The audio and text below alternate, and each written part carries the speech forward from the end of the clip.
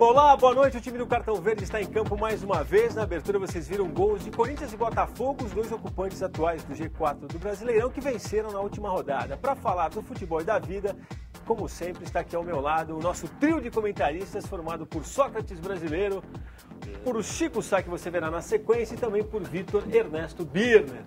Cartão Verde, que hoje tem o prazer de receber aqui no estúdio técnico do time que a gente viu aí na abertura fazendo gols no Grêmio. Falo do comandante do Botafogo do Rio, Caio Júnior. Prazer revê-lo aqui no programa, Caio. Muito obrigado por ter aceitado o convite. E como disse o Chico aqui enquanto viu os gols, é o fogão, né? Tá tudo saindo. Gostei de você ter dito a seguinte frase: você estava cumprindo o que prometeu, que não é muita coisa, pode parecer pouca coisa, mas não é. Um time que busca o gol o tempo inteiro. É verdade. Muito obrigado pelo convite, estou muito feliz de estar aqui. E muita vontade de fazer um bom trabalho no Brasil de novo, né? Eu fiquei 2 anos e meio fora, no Japão e no Catar. E tinha uma vontade de ter uma oportunidade de um grande clube de novo e poder botar para fora tudo que eu tenho de novo, vamos dizer assim, coisas que eu aprendi. Eu tenho estudado bastante futebol, tenho realmente me dedicado a isso e estou conseguindo no Botafogo, assim, botar em prática. Eu vi que você, em outros tempos, acompanhava a palestra do Pekerman, por exemplo, que dirigiu a Argentina, mas li também, acho que no seu próprio site, olhando hoje lá, que você deu palestra, estava lá o João Moreira Salles, Walter Moreira Salles, uma resposta. Ele esteve lá esses dias, foi fazer uma visita muito legal. Botafoguense, né? E ele chegou, coincidentemente, no momento que eu ia começar uma palestra lá para os jogadores. E eu convidei, né, para assistir, e ele adorou e tal. E depois ele acabou ficando a tarde toda lá com a gente, assistiu o treino e tal, foi muito legal. Tem muita gente, é claro, falando do São Paulo aqui, que sofreu a goleada para o Corinthians. Como é que você encara ter pela frente um adversário nessa situação? Cheio de jogadores jovens e desfalques.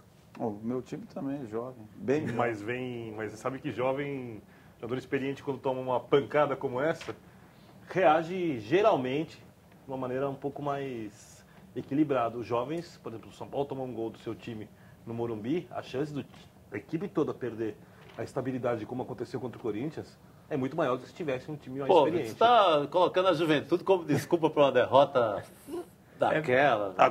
A Juventude é sinal de vitória, não é só. Mas sempre é debitado na conta da Juventude quando tem alguma tragédia dessa natureza, que foi a derrota do São Paulo foi principalmente por causa. Aí você debita na conta da Juventude. Eu não vejo fazerem o mesmo quando o Santos ganha bem com um bocado de jovem. A Juventude sempre paga por uma suposta não experiência, e eu acho isso. A derrota é uma decisão, é uma escolha moral nossa muito errada, eu acho. Eu acho que a Juventude pode perder ou pode ganhar. Eu acho que a falta de experiência dos jovens fez alguns jogadores renderem abaixo do que podem. É muito fácil debitar isso à Juventude. Você assistiu o jogo domingo? Assisti.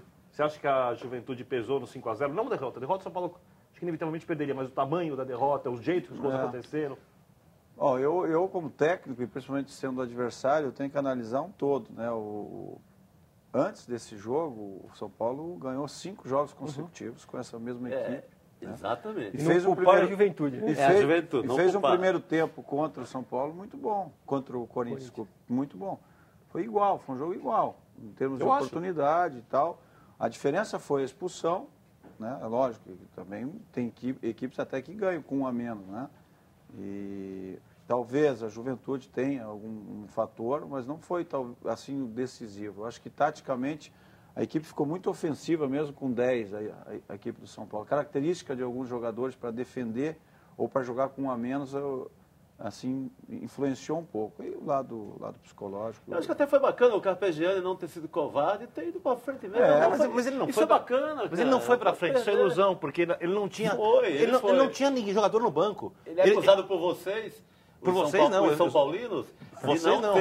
Eu sou São Paulino. Eu sou São Paulino, mas eu acho que a Carpegiani faz. Você vê como é relativo para o treinador isso. Outro dia, vocês devem ter acompanhado Flamengo e Botafogo. O Flamengo perdeu um jogador aos 23 minutos do primeiro tempo, né? E o Vanderlei no intervalo substituiu um atacante, o Diego Maurício, se não me engano por um volante. E ele ficou bem posicionado atrás. Linha de 4, 3 volantes, e só o Thiago e o Ronaldinho na frente. E nós não conseguimos entrar. E terminou 0 a 0.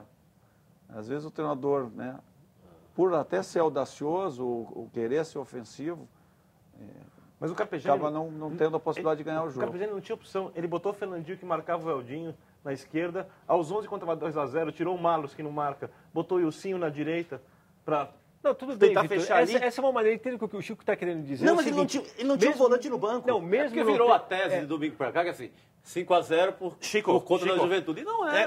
As vitórias do São Paulo no campeonato são por conta da Juventude, porque a direção mandou embora aquele bando de veteranos acomodados que tinha lá.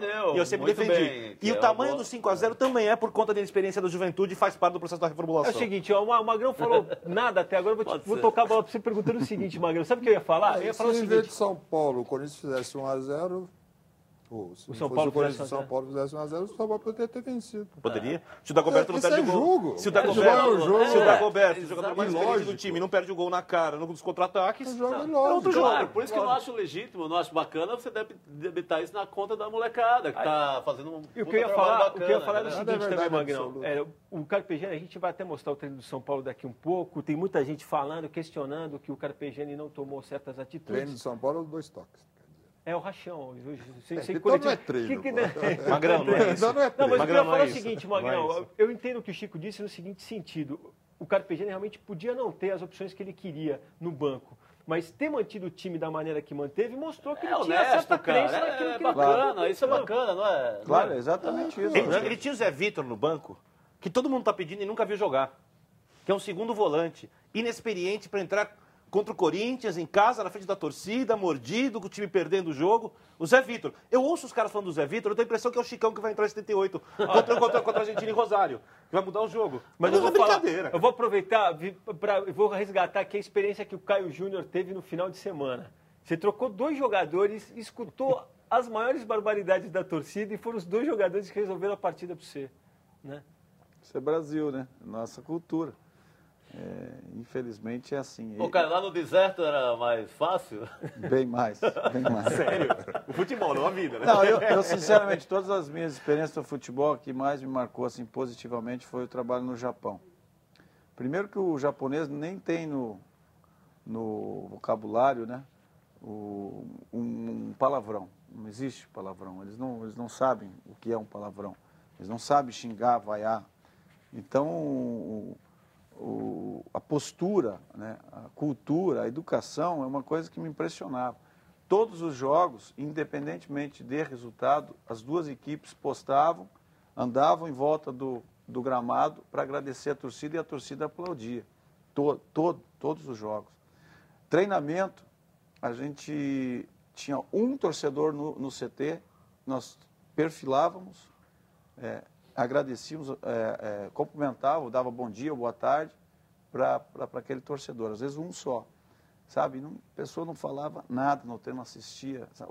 Essa cultura, eu fiquei encantado. E o sujeito lá trabalha coletivamente, é da cultura dele, ele não pensa no indivíduo como aqui. Né? E é bacana que, duro. Com esse teu depoimento, você responde uma das perguntas que a gente já recebeu aqui do Fernando Vieira dos Santos, que é de São José dos Campos, aqui no Vale do Paraíba, que queria saber se era vantajoso para um técnico de futebol ir para um futebol totalmente fora de mídia. Óbvio que ela está falando mais do Catar do que do Japão propriamente dito, mas você acabou de responder. Essa questão de fora de mídia é porque, lógico, o brasileiro ele vê a mídia analisada pelo Brasil, mas eu abri um mercado na Ásia. Né? Eu joguei uma Champions League que eu levei o meu clube, o Garafa, pela primeira vez entre os 8 da Ásia, né?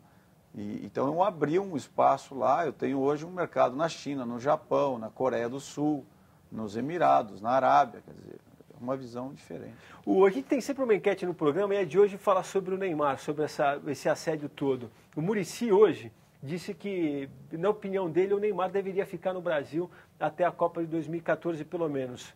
Não vou nem te perguntar se o Muricy tinha razão, se você concorda com ele. Queria te perguntar, você conhecendo o futebol, se você acha que isso é possível, cara. Eu acho que seria muito bom se isso acontecesse. Valorizaria mais a Copa do Mundo, porque eu acho que é muito difícil segurar realmente depois da Copa. Né? Da maneira que ele está jogando, pelo que ele já fez até agora, o que vai fazer, mas seria o ideal se isso acontecesse. A gente já foi surpreendido uma vez. Queria a opinião de vocês também, depois eu falo do sorteio dos prêmios, mas fala aí, Magrão. Surpreendimento? Surpreendido. Quando ele ficou da outra vez, a gente achava que ia sair. Quando ele ficou da outra vez, todo mundo achava que ele ia sair. O Santos conseguiu fazer engenharia e deixar ele aqui, Magrão. E você bate nisso. Eu já te confessei aqui que muito dessa enquete eu pensei em você, que você cansa de falar, isso já falou aqui no programa, que um jogador ganhando o que o Neymar ganha, Veja, por exemplo, dessa semana que traz ele na capa, fala que o faturamento dele está girando em torno de R$1 milhão por mês. Você cansa de bater na tecla de que alguém que ganha uma fortuna dessa... $700 mil por mês. Mais ou menos. E ele ficando no Brasil, pelo que ele já representa, e eventualmente a tendência é que isso cresça, é um personagem de publicidade, um personagem de mídia. Muito melhor ficar aqui do que ir para lá. Chegar lá, você não vai jogar. Mas você também você acredita que isso é possível? Claro que sim. E aí não?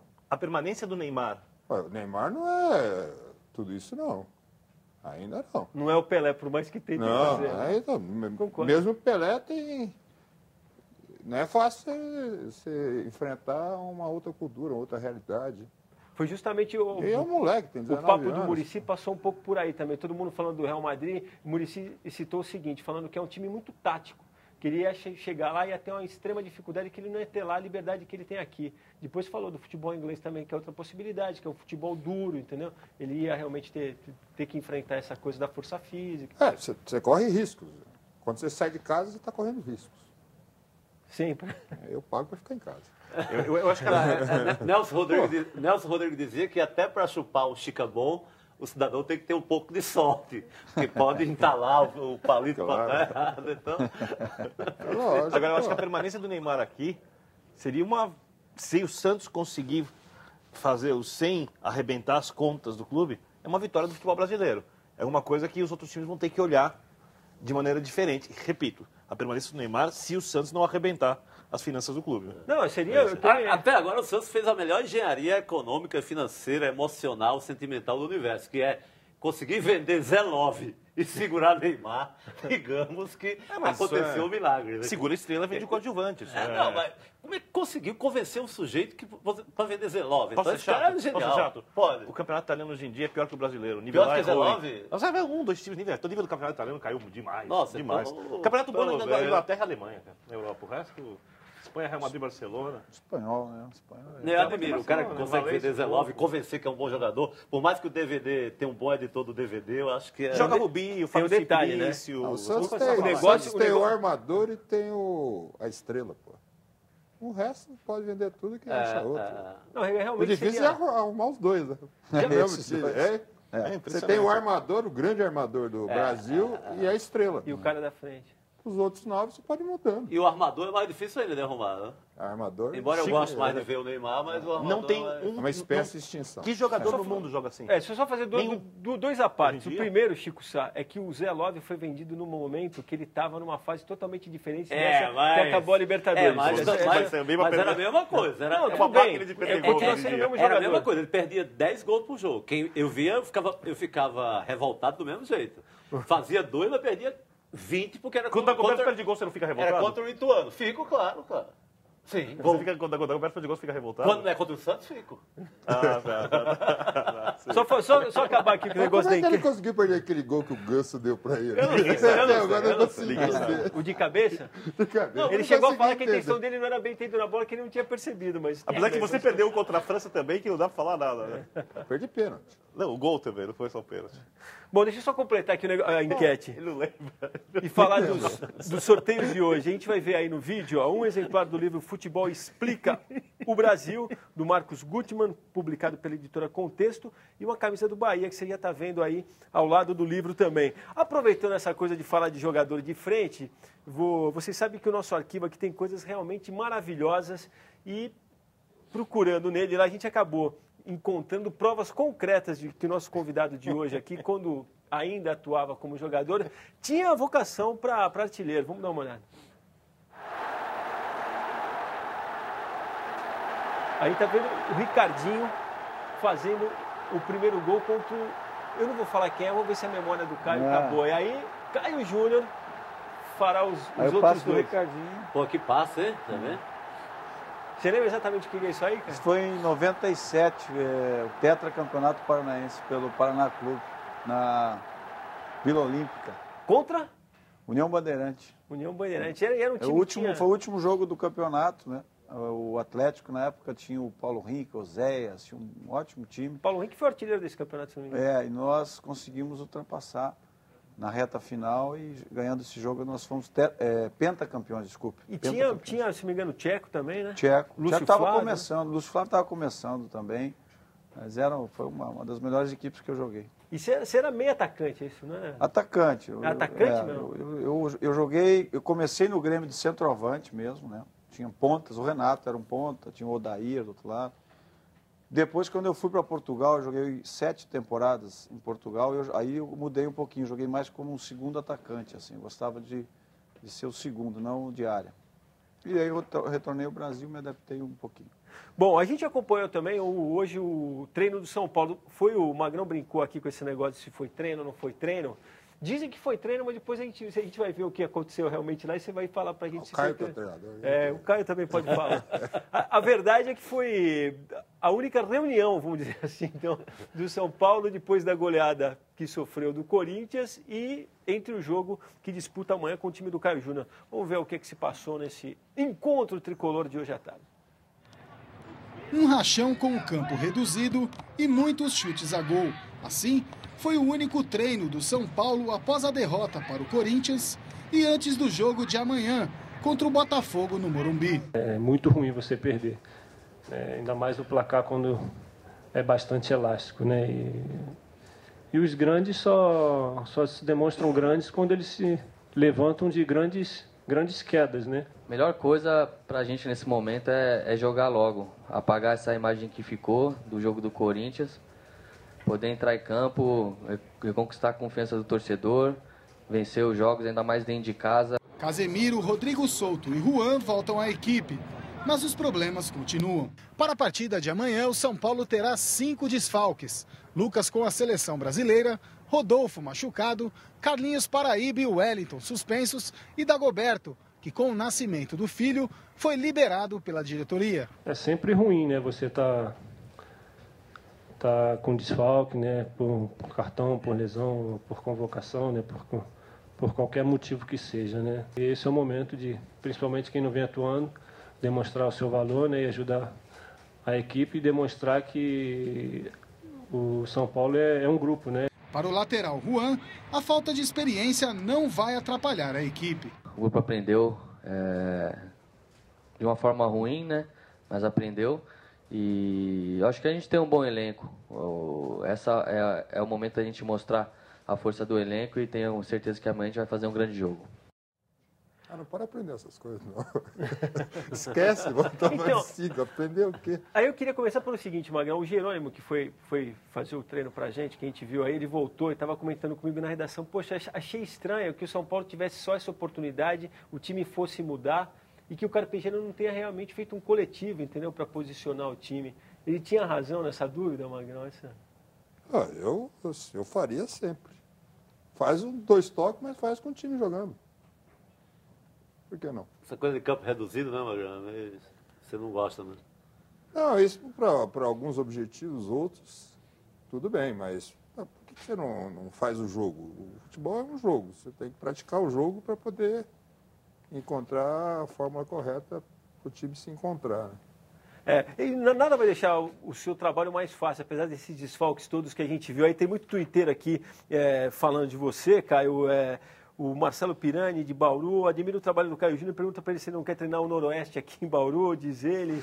O Caio, que é seu xará, falando grande chance do Botafogo vencer o São Paulo todo desfalcado, brinca com o Caio, com o Birner, fala que você está fazendo um terceiro trabalho. E o André diz o seguinte, gostaria de saber do Caio se o principal problema enfrentado por ele no Botafogo hoje é o ataque. Antes eu queria lembrar também que o meu time está desfalcado. Né? Nós estamos sem o Jefferson, que está na seleção. O Louco Abreu, né? O Abreu já há algum tempo. Uhum. O Cortez, que vinha sendo o jogador titular, lateral esquerdo. Jefferson. O Marcelo Matos, agora, fora também. Né? São pelo menos 4 jogadores. Foi por causa do gol? Foi por causa do gol? O quê? Ele levou... Tem tomografia urgente. Foi realmente corajoso. Não, ele tomou o 3º amarelo e também está terminando o contrato. Ele está indo para a Grécia para ver se se ajuda, né, nessa negociação. Você se mostrou confiante nisso, que vai continuar contando com ele? Sim, o que a direção me passou, que a possibilidade é muito grande. Dependendo da economia da Grécia. Tem o Renato, que deve jogar em quanto tempo? O Renato, 2 semanas, acho. 2 semanas? Belíssimo jogador, hein? Os gregos, aliás, que mereciam que a gente pagasse uma bolsa sabedoria para ele, né? De reerguer a economia grega, que nos deram a lógica, nos deram quase tudo, a filosofia da melhor possível, o melhor teatro, né? A democracia. Sócrates, a democracia. E o Gustavo também tá... Gustavo é possível. Está chegando o Alexandre Oliveira também, o atacante. Já chegou o Felipe Menezes, um meia que era do Goiás, estava no Benfica.